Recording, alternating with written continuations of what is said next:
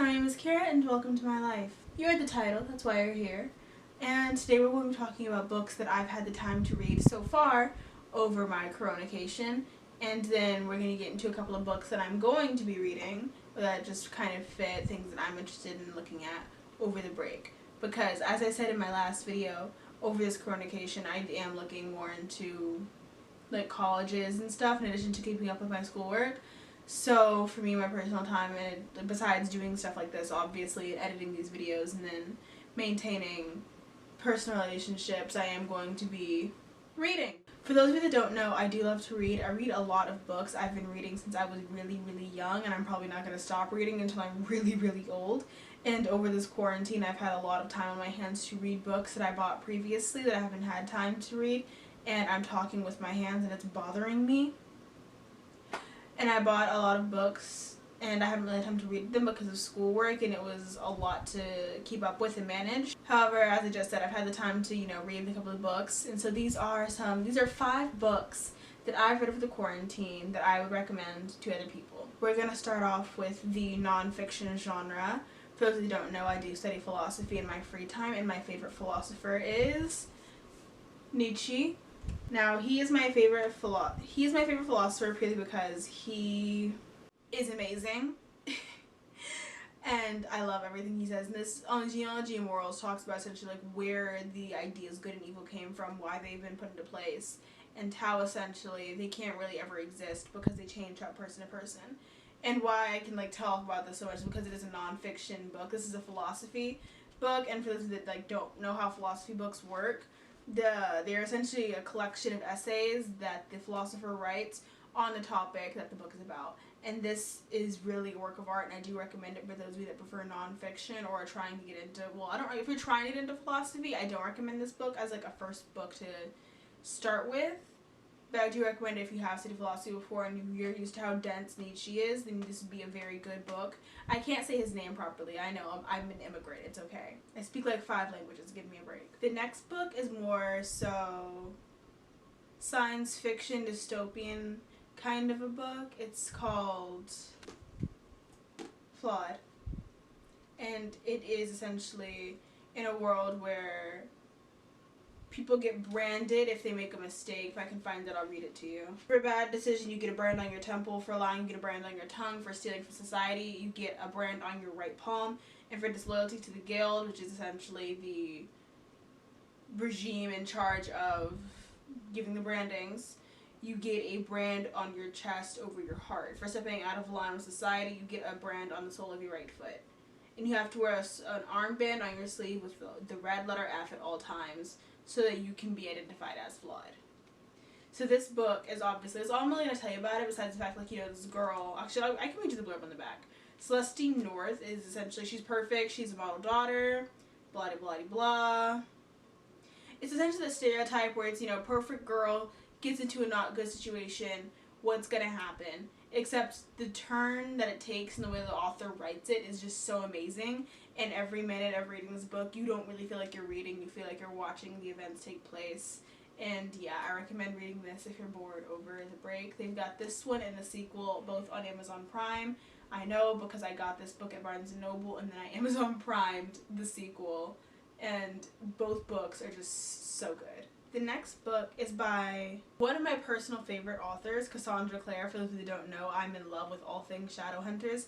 I'd recommend the Shadowhunters, the first series, as well. For those of you that don't or haven't read it or are living under a rock and don't know what it is, it's genuinely just it. Cassandra Clare's writing is A1, and I love it. So on to the recommendation. It is the Clockwork, Angel, or the Infernal Devices series, this series, and then this and the Dark Artifices are genuinely 2 of the best trilogies I've ever read in my entire life, purely because, and yes, I say that knowing the Hunger Games and Divergent exist, and I've read both of them. And if you want to bring up Twilight, Twilight's a saga. It's got 4 books, so that doesn't even leave that out. But those 2 are 2 of the best trilogies that I've read, purely because the writing is so eloquent. And if you've read the series before and you read that and you just read all of the books, it's just very cohesive. And this entire series, essentially, you're trying to figure out who is this person who's like doing all these things, because like they have, you like seen this typical trope where it's like their minions carry out all their work for them, but their minions like are expandable, like they can just keep making more. But now you're trying to figure out, you know, like who is this person, because this person is trying to take down like it's trying to commit genocide. Just really good writing. I just really recommend this book. Anything written by Cassandra Clare. The next two kind of go hand in hand because they're both kind of related to the same topic. This next one is Alice in Wonderland. My copy is in French. Yours, so that's why it looks like this. Parce que je suis pas français. No, that's not at all how you say a sentence. I was gonna say je suis française and je parle français at the same time, and it combined into that. It's disgusting. For those that speak more than one language, let me know if that happens to you. If you just kind of combine multiple things in multiple languages. But yeah, there's not much that needs to be said about Alice in Wonderland. I feel like everyone already knows that story, what that book is about. However, Lewis Carroll's writing is amazing, and even in French, it translates beautifully, and it's great. And I do recommend reading Alice in Wonderland for those of you that haven't, or just any classic. The next book is by another one of my favorite authors, and this is probably, other than Alice in Wonderland, my favorite book, and it's Heartless by Marissa Meyer. Now, this book ranks so high on my list because as a person, I hate romance so much. And this, as you can probably tell, is a bit of a romance novel. But it's the way she writes the romance into making it more an adventure. So that you kind of forget that you're reading a romance novel. Because for me, if I can tell I'm reading a romance novel, I will not read it. I hate romance. So, I think I said like 4 times. I just need to convey that point across. Even though this is one of my favorite books, it is a romance book. But this book essentially just takes you on the life of Catherine, who wants to be a baker, and it essentially tells you the story of this girl who wants one thing for her life, and then she has an opportunity to get everything she wants. And that's all I'm going to say about that. So, now we're going to get into the books that I want to read over this current occasion. So let's hop into that. First book, Chain of Gold by Cassandra Clare.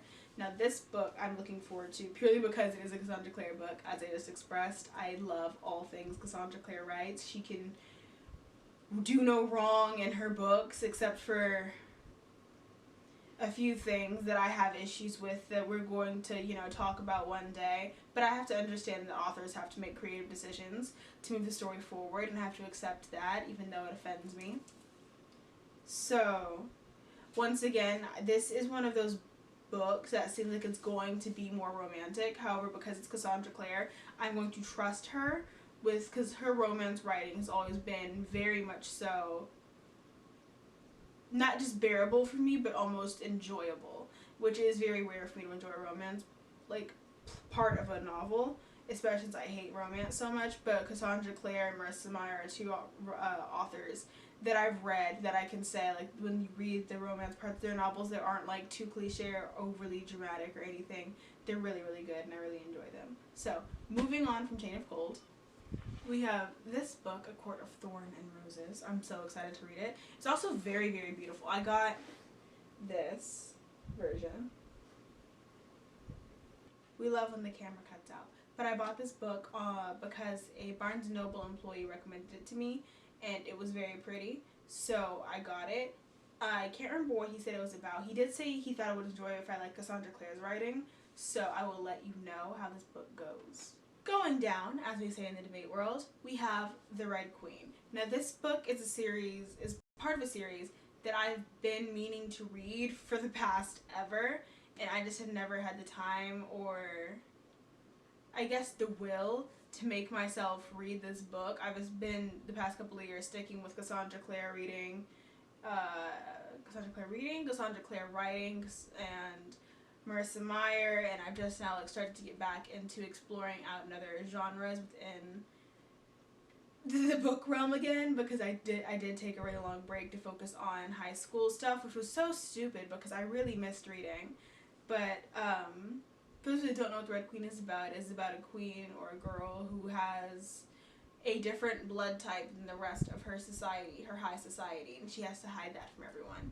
And I think that this is going to be a really good book. I've heard great things about it. Obviously, you see on the title or the cover, New York Times #1 bestseller. It's a series. I'm excited to read it. So, yeah.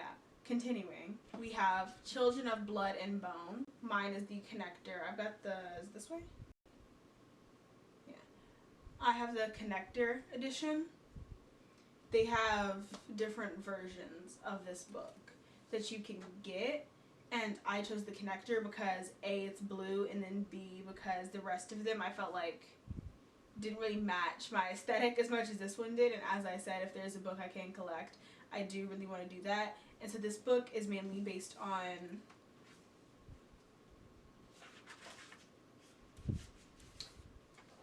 that's my receipt from Barnes & Noble. This book is based more so on African mythology than Greek mythology, which is why I kind of got it. I'm hoping for more of a Percy Jackson kind of vibe from this book, and I'm kind of getting it from what I've heard on the reviews, so I'm very excited to read it.